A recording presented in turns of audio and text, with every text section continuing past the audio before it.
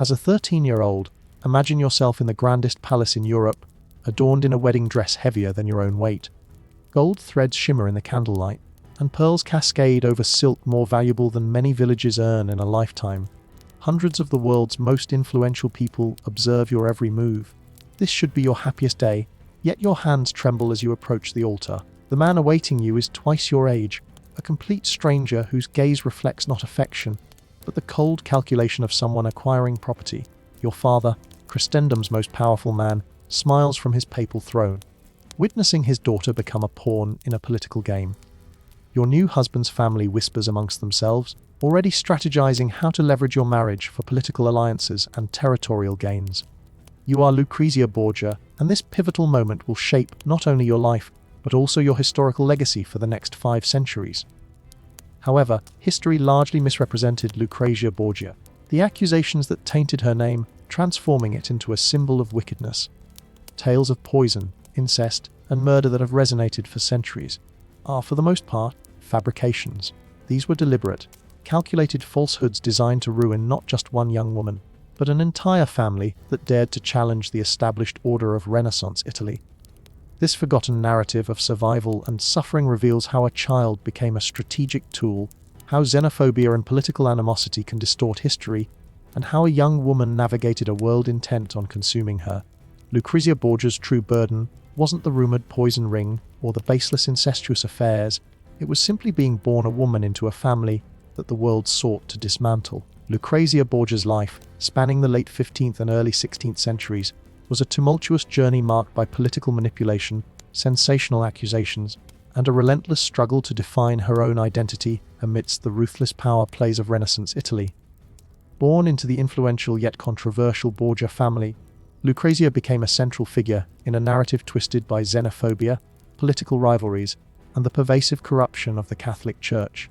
Far from the monstrous figure painted by history, her story is one of a young woman used as a pawn, her reputation systematically destroyed, and her true character overshadowed by centuries of fabricated scandal.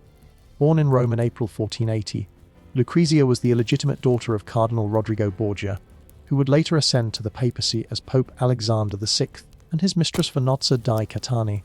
The Borgias of Spanish descent faced significant prejudice in Italy, fueling a deep-seated xenophobia that would later be weaponized against them. Despite her illegitimate birth, Lucrezia received an exceptional education, mastering multiple languages and excelling in arts and courtly protocols. However, this rigorous upbringing was not for her personal enrichment, but to enhance her value as a political asset. From a young age, she understood that her purpose was to be strategically married off to advance her family's ambitions. In 1492, at the age of 12, Lucrezia's father became Pope Alexander VI, thrusting her into an even more prominent and precarious position. Her first marriage, orchestrated when she was barely 13, was to Giovanni Sforza, Lord of Pesaro, a man 13 years her senior. This alliance with the powerful Sforza family was intended to bolster Borgia influence in northern Italy. The marriage contract was meticulously negotiated, including an astronomical dowry and a delayed consummation due to Lucrezia's extreme youth. The wedding, a lavish affair held in the Vatican, showcased the Borgias' immense power and wealth. Yet beneath the opulence, Lucrezia's eyes hinted at a profound resignation, a recognition that her life was not her own. While Giovanni Sforza was not overtly cruel, their relationship lacked affection, serving solely as a political arrangement. However, political landscapes in Renaissance Italy were constantly shifting. The Sforza alliance soon became strategically redundant for the ambitious Pope Alexander VI. To facilitate new, more advantageous partnerships, the Pope decided to annul Lucrezia's marriage. The chosen legal ground was Giovanni's alleged impotence, a charge designed to humiliate him and ensure his compliance. Giovanni Sforza, furious at this calculated destruction of his honor, retaliated with a devastating counterattack. He unleashed a torrent of scandalous accusations, including claims of incest within the Borgia family, specifically implicating Lucrezia and her brother Cesare, and painting a picture of unparalleled moral decay within the Vatican. These fabrications, though baseless, were specifically crafted to exploit the existing anxieties about papal corruption and the Borgias' foreign origins. The impact on 17-year-old Lucrezia was catastrophic. Overnight, she transformed from a valuable political asset into an unmarriageable liability, her name synonymous with scandal across Europe.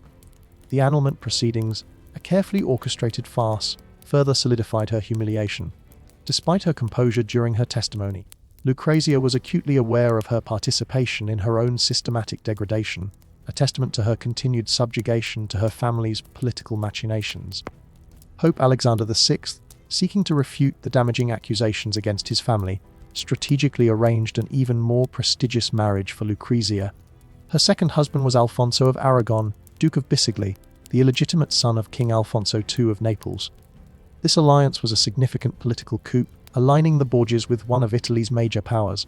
Notably, Alfonso was closer to Lucrezia's age, and for the first time, she experienced a marriage marked by genuine affection rather than pure political calculation. Letters from this period reveal a young woman discovering happiness and hope for a life beyond constant manipulation. However, this fragile contentment was built on an inherently unstable foundation. The burgeoning French-Spanish rivalry in Italy soon jeopardized Lucrezia's newfound happiness. As Pope Alexander VI sought an alliance with France, Alfonso of Aragon, representing the Neapolitan interests, became a liability. Despite Lucrezia's efforts to ensure his safety, Alfonso was attacked in Rome in July 1500 and later died under suspicious circumstances. While officially attributed to his wounds, it was widely believed that her own brother, Cesare Borgia, orchestrated his murder for political expediency.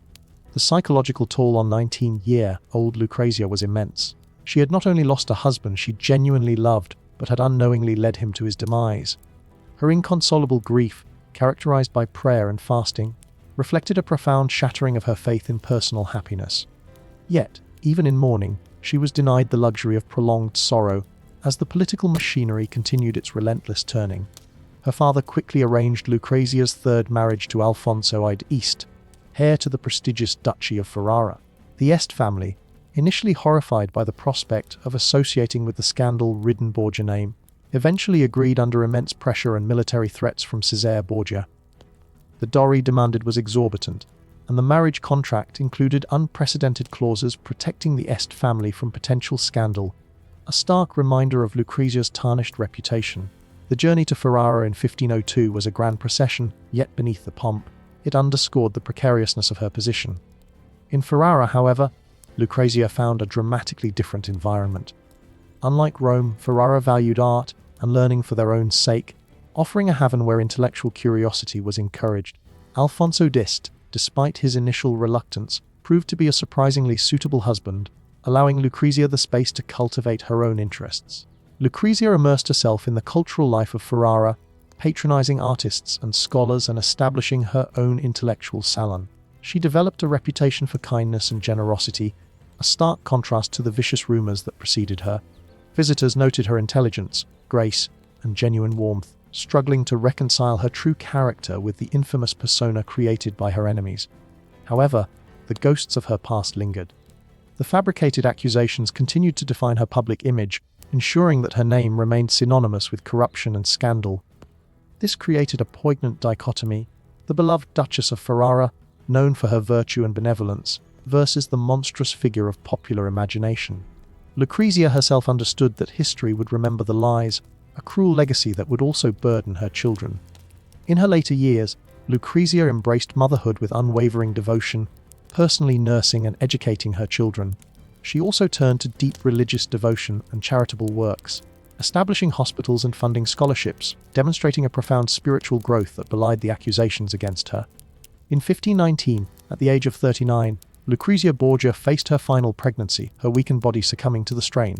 She died peacefully on June 24, 1519, surrounded by her loving family, just 10 days after giving birth to a daughter who did not survive. Alfonso d'Este's profound grief at her passing attested to the genuine affection that had blossomed between them, transcending the initial political arrangement. The citizens of Ferrara mourned her as a beloved benefactor, a testament to her positive impact on their lives. Despite her personal transformation and the admiration of those who knew her, Lucrezia Borgia's historical reputation remained largely tainted by the politically motivated slanders of her youth. Modern scholarship has largely rehabilitated her image, revealing her as a victim and pawn rather than a perpetrator. Yet, this academic vindication arrived centuries too late for the woman herself. The true curse of Lucrezia Borgia was not supernatural, it was the human capacity for malicious fabrication, xenophobia, and the relentless exploitation of women in a patriarchal world. Her story serves as a powerful reminder that historical narratives can be profoundly shaped by political agendas, and that behind every scandalous legend often lies a complex human being whose true life bears little resemblance to the enduring myth. Lucrezia Borgia, despite the relentless efforts to destroy her reputation, ultimately forged a life of quiet dignity, inspiring love and respect in those who truly knew her.